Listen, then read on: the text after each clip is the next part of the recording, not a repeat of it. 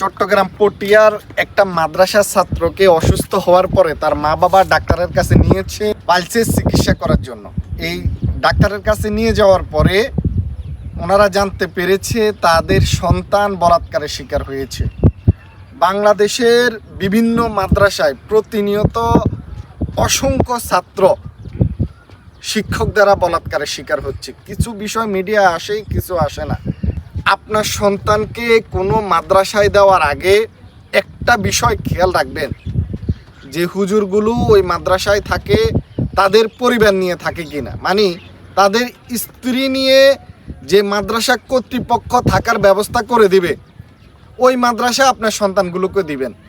আর যারা মাদ্রাসায় থাকে যে হুজুরগুলো, বাড়ি দেখা যায় বিভিন্ন জেলায়, তাদের পরিবার থাকে এক জেলায়, ওনারা থাকে আরেক জেলায়, এগুলো তো না দেওয়াই ভালো।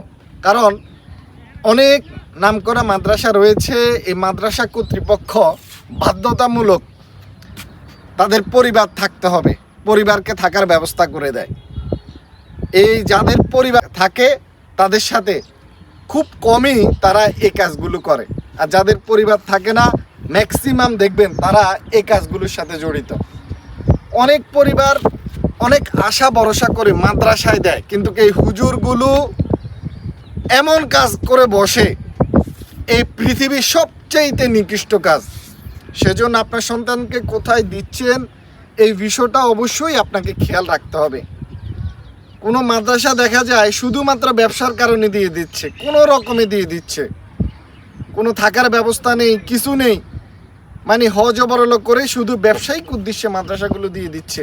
আর ওই মাদ্রাসাগুলোর মধ্যে এই ঘটনা ঘটে।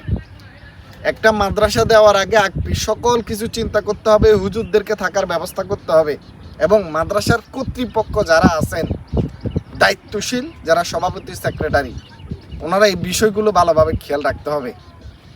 না হয় পরবর্তীতে যদি কোনো ঘটনা ঘটে, সভাপতি সেক্রেটারি যারা দায়িত্বশীল মাদ্রাসা যারা প্রতিষ্ঠা করেছেন তারাও এই দায় এড়িয়ে যেতে পারবে না।